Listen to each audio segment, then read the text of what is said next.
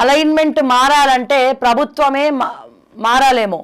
CM ఎందుకు మాట్లాడడం లేదు?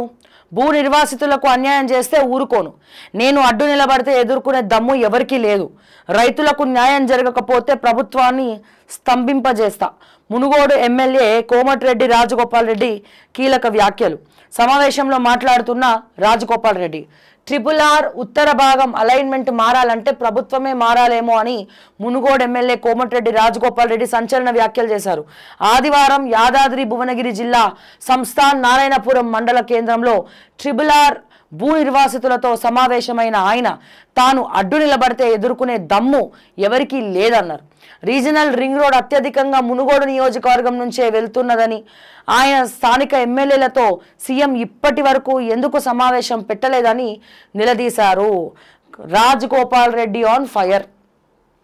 ఏమంటున్నాడు? అలైన్మెంట్ మారాలంటే బహుశా ప్రభుత్వమే మారాలేమో అన్న వ్యాఖ్యల వెనకాల మనం ఆలోచించాలి. అంటే ఎంతో కొద్ది గొప్ప ఇన్ఫ్లుయెన్స్ అయితే ఉంది కదా రాజగోపాల్ రెడ్డికి. అసంతృప్తులందరినీ కూడా రాజగోపాల్ రెడ్డి చేరదీస్తున్నట్టు విశ్వసనీయ వర్గాల సమాచారం.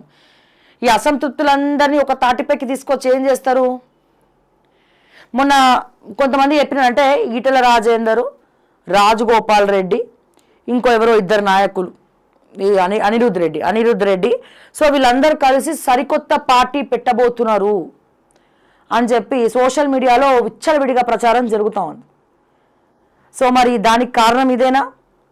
ఒకవేళ ప్రభుత్వం మారాలంటే ఏం చేయాలి? అసంతృప్తులందరూ కూడా మొత్తం కూడా వేరే పార్టీతోటి పొత్తు పెట్టుకోవాలి. రాత్రికి రాత్రి జరగాలి. మహారాష్ట్ర ఎట్లయితే జరిగిందో గతంలో అట్లా జరగాలి. కానీ అట్లా జరగాలంటే ఇక్కడ సెంట్రల్ సపోర్టు రేవంత్ రెడ్డికి పుష్కలంగా ఉంది. మోడీ సిట్ అంటే సిట్, స్టాండ్ అంటే స్టాండ్ రేవంత్ రెడ్డి.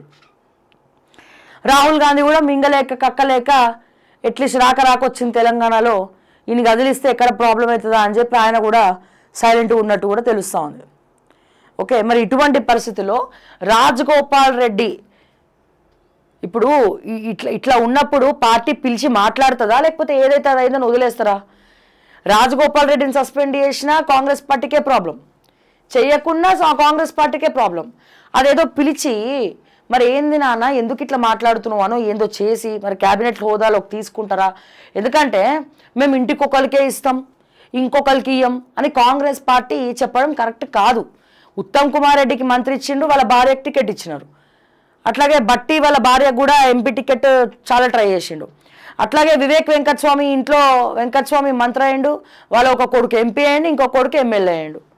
ఇక వ్యాపారాలన్నీ గాలికి వదిలేసి ఇక మొత్తం ఇక ఇంటిది పాది పవర్ని అనుభవిస్తూ ఉన్నారు. మళ్ళీ ఇక్కడ మన రిజర్వేషన్ గురించి ఎవరు మాట్లాడరు. అంటే ఒకటే కుటుంబానికి సంబంధించినటువంటి వ్యక్తి తరతరాలుగా వాళ్ళ కుటుంబీకులే ఆ రిజర్వేషన్ని వాడుకుంటున్నారు. ఆర్థికంగా సెటిల్ అయ్యి కూడా, రాజకీయంగా సెటిల్ అయ్యి కూడా. ఇది మళ్ళీ వేరే టాపిక్. సో ఇట్లా ఇంతమందికి మరి ఇన్ని పదవులు ఇచ్చిన కాంగ్రెస్ పార్టీ ఒకే ఇంటి నుండి ఇద్దరికి మంత్రి పదవులు వేయడానికి ఎందుకు జంకుతుంది? ఎందుకు ఫీల్ అవ్వాలి? ఇప్పటికే అనేక కాంట్రవర్సీసు, తలకాయ నొప్పులు, గుండెల్లో కుంపటి. ఈ కుంపట్లో ఇప్పుడు రాజగోపాల్ రెడ్డి ఫైరు. ఇవన్నీ అవసరమా?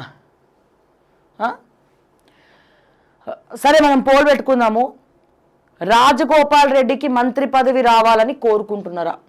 మునుగోడు ఎమ్మెల్యే కోమటిరెడ్డి రాజగోపాల్ రెడ్డికి మంత్రి పదవి రావాలని తెలంగాణ ప్రజలు ఆశిస్తున్నారా, కోరుకుంటున్నారా?